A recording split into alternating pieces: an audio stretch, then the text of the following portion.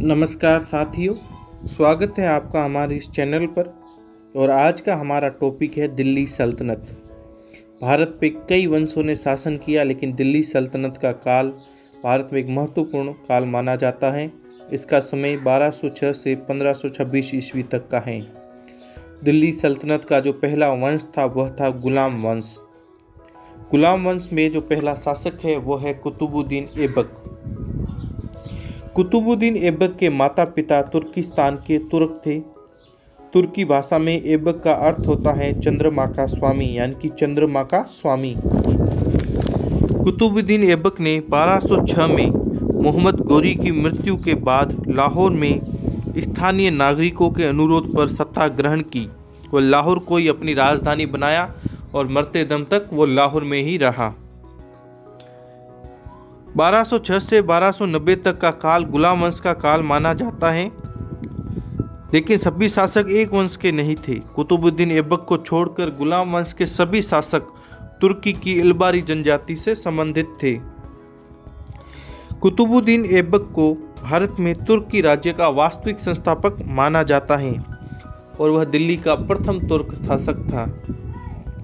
कुतुबुद्दीन ऐबक ने सुल्तान की उपाधि ग्रहण नहीं की, बल्कि मलिक और सिपह सालार की उपाधि ही रखी।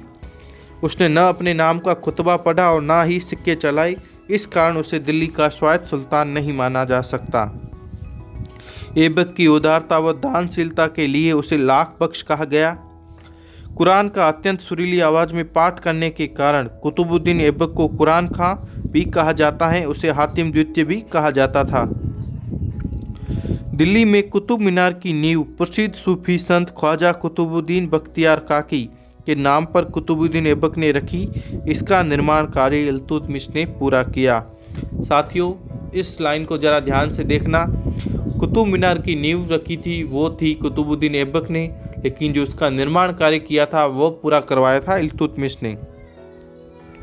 अजमेर, कन्नौज व कलीजर को जीतने का श्रेय कुतुबुद्दीन ऐबक को है। ऐबक ने अपनी पुत्री का विवाह इल्तुतमिश से किया। वह इल्तुतमिश को सर ए जानदार व अमीर ए शिकार का पद दिया। अजमेर में कुतुबुद्दीन ऐबक ने चौहान सम्राट विग्रहराज चतुर्थ, जिसे बीसल देव भी कहा जाता है, के द्वारा बनाए गए संस्कृत विद्यालय को तोड़कर 2.5 दिन का झोपड़ा नामक मस्जिद बनाई। इस इमारत पर संस्कृत नाटक हरिकेली के कुछ अंश अंकित हैं। ऐबक की सबसे बड़ी सफलता यह थी कि उसने गजनी से संबंध विच्छेद कर भारत को उसके प्रभाव से मुक्त किया। वजीर पद का प्रचलन ऐबक के काल से प्रारंभ हुआ। ऐबक की मृत्यु 1210 में लाहौर में पोलो खेलते समय घोड़े से गिर जाने के कारण हुई। ऐबक को लाहौर में ही दफनाया गया। कुतुबुद्दीन ऐबक की मृत्यु के बाद उसके पुत्र आराम शाह को गद्दी से हटाकर इल्तुतमिश सुल्तान बना। आराम शाह ने केवल 8 माह तक शासन किया। ऐबक के बाद गुलाम वंश का अगला शासक बना था इल्तुतमिश। इल्तुतमिश इल्बारी तुर्क था। उसे दिल्ली सल्तनत का वास्तविक संस्थापक माना जाता है। इल्तुतमिश ने सर्वप्रथम लाहौर के स्थान पर दिल्ली को अपनी राजधानी बनाया। इल्तुतमिश ने लाहौर से अपनी राजधानी को दिल्ली स्थानांतरित कर दिया था। इल्तुतमिश ने अपने 40 वफादार गुलामों का एक समूह तैयार किया था, जिसे चालीसा या तुर्काने चहलगनी भी कहा जाता है। इसमें 40 सदस्य होते थे और वह इसमें उन्हीं सदस्यों को नियुक्त करता था जो उसके सबसे बड़े वफादार होते थे। इल्तुतमिश ने 1226 ईस्वी में रणथंभौर को जीता। जालोर के चौहान शासकों से भी अधीनता स्वीकार करवाई। इल्तुतमिश के बड़े पुत्र महमूद की मृत्यु हो गई थी और उसकी याद में इल्तुतमिश ने दिल्ली में मदरसा ए नासिरी का निर्माण करवाया। उसने एकता प्रणाली भी विकसित की। इल्तुतमिश को सबसे बड़ा श्रेय यह दिया जाता है कि उसने मुद्रा व्यवस्था में भी सुधार किया। वह पहला तुर्क शासक था जिसने शुद्ध अरबी सिक्के चलाए। सिक्कों पर टकसाल का नाम लिखवाने की परंपरा शुरू करवाई। इल्तुतमिश ने चांदी का टंका एवं तांबे का जीतल प्रारंभ किया। इल्तुतमिश प्रथम सुल्तान था जिसने दोआब की आर्थिक क्षमता को समझा था। दोआब के मैदान की जो आर्थिक क्षमता थी, यानी कि वहाँ पे नदियाँ खूब थी, बारिश होती थी, जो उसका जो महत्व था, उसका जो आर्थिक क्षमता थी, उसको सबसे पहले इसने ही समझा था। इल्तुतमिश ने नागौर में तारकीन का दरवाज़ा बनवाया। इब्न बतूता लिखता है कि इल्तुतमिश के महल के सामने संगमरमर की 2 सिंह बने थे, जिनके गले में घंटियां लटकी होती थी, जिन्हें खींचने पर फरियादी को तुरंत न्याय मिलता था। इल्तुतमिश अपने दरबारी पदाधिकारियों के सामने गद्दी पर बैठने से हिचकिचाता था। जलालुद्दीन खिलजी भी गद्दी पर बैठने से हिचकिचाता था। इल्तुतमिश ने ईरानी राजतंत्रीय परंपराओं को ग्रहण किया, उन्हें भारतीय वातावरण में अनुकूल समन्वित किया। आर.पी. त्रिपाठी लिखते हैं कि इल्तुतमिश को भारत में मुस्लिम राज्य का वास्तविक संस्थापक माना जाता है।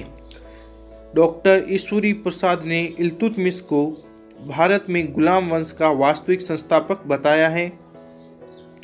इल्तुतमिश ने अपनी पुत्री रजिया को अपना उत्तराधिकारी चुना। वह ग्वालियर विजय के बाद चांदी के टंके पर रजिया का नाम अंकित करवाया। अमीरों ने इल्तुतमिश की मृत्यु के बाद उसके पुत्र रुकनुद्दीन फिरोज शाह को गद्दी पर बिठाया। इल्तुतमिश ने सुल्तान के पद को वंशानुगत किया। इल्तुतमिश के बाद गुलाम वंश का अगला शासक बनी रजिया सुल्तान। रजिया के समय से सुल्तान व तुर्क अमीरों के बीच संघर्ष की शुरुआत हुई, जो कि बलबन के सत्तारूढ़ होने तक जारी रही। रजिया ने पर्दा त्याग कर पुरुषों के समान कोट व टोपी पहनकर दरबार में आना शुरू किया। मिनहाजुद्दीन सिराज के अनुसार रजिया में सभी बादशाही गुण विद्यमान थे, किंतु उसके महिला होने के कारण यह सब गुण बेकार थे। रजिया ने मुहज्जब उद दीन को वजीर नियुक्त किया। रजिया ने अपने सिक्कों पर उम्दत उल निशवा का विरुद्ध धारण किया। रजिया ने बलबन को अमीर शिकार का पद दिया। इतिहासकार रजिया की असफलता का कारण गुलाम सरदारों की महत्वाकांक्षा एवं रजिया का महिला होना मानते हैं। रजिया के बाद बहराम शाह, मसूद शाह एवं नासिरुद्दीन महमूद गुलाम वंश के शासक बने। इनके बाद बलबन गुलाम वंश का शासक बना। बलबन का मूल नाम बाहुद्दीन था। उसे मंगोलों ने ख्वाजा जमालुद्दीन को बेच दिया। बलबन भी इलबारी तुर्क ही था।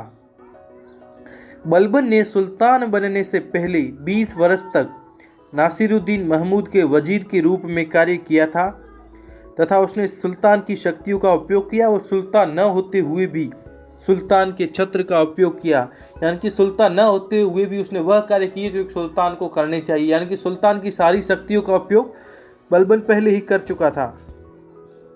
बलबन का राजत्व सिद्धांत लोह एवं रक्त नीति पर आधारित था। उसके अनुसार संसार में ईश्वर का प्रतिनिधि है और पैगंबर के बाद सुल्तान का स्थान है। जियाउद्दीन बरनी ने तारीख ए फिरोज शाही में बलबन के राजत्व सिद्धांत की विस्तृत विवेचना की है। सुल्तान की प्रतिष्ठा बढ़ाने के लिए बलबन ने इल्तुतमिश द्वारा निर्मित चालीसा का दमन बड़े क्रूर तरीके से किया।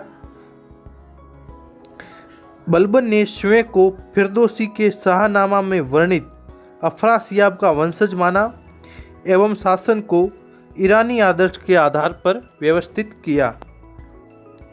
बलबन ने सैनिक सेवाओं के बदले दी हुई जागीरों की जांच कराई एवं अयोग्य सैनिकों को पेंशन देकर सेवा मुक्त कर दिया। बलबन के समय वजीर का महत्व घट गया व नाइब का पद समाप्त हो गया। सामंतों की गतिविधियों पर नजर रखने हेतु गुप्तचर विभाग दीवान बरीद की स्थापना की। पहली बार बलबन ने ही गुप्तचर विभाग की स्थापना की। बलबन के समय गुप्तचर विभाग को दीवान बरीद कहा जाता था। बलबन ने दीवान अर्ज, जिसे सैन्य विभाग कहा जाता है, की स्थापना की।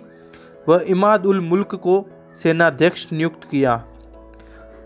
बलबन ने अपनी प्रतिष्ठा बढ़ाने के लिए दरबार में गैर इस्लामी प्रथाओं की शुरुआत की।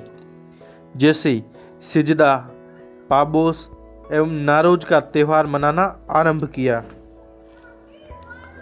बलबन ने फारसी के महान कवि शेख सादी को भी दरबार में आमंत्रित किया था, किंतु वह अपनी वृद्धावस्था के कारण दरबार में उपस्थित नहीं हो सका। इतिहासकार हबीबुल्लाह ने बलबन के शासनकाल को सुदृढ़ीकरण का काल कहा है। के निजामी ने कहा है कि बलबन एक उत्तम अभिनेता था और अपने दर्शकों को आधुनिक फिल्मी सितारों की भांति मंत्रमुग्ध रखता था। बलबन ने ख्वाजा नामक अधिकारी की नियुक्ति की जो इक्तादारों पर नियंत्रित रखता था। बलबन ने आदेश दिया कि अधिशेष की राशि इक्तार से सुल्तान के कोषागार में भेजी जाए। बलबन एक मालिक होते हुए भी खान हो गया और फिर वह सुल्तान बन गया। बलबन पहला भारतीय मुस्लिम शासक था जिसने स्वयं को जिले इलाही कहा था तथा यह उपाधि उसने सिक्कों पर भी अंकित करवाई। बलबन साधारण व्यक्तियों से नहीं मिलता था। बलबन ने कहा था कि जब मैं किसी तुच्छ परिवार के व्यक्ति को देखता हूं तो मेरे शरीर की प्रत्येक नाड़ी क्रोध से उत्तेजित हो जाती है।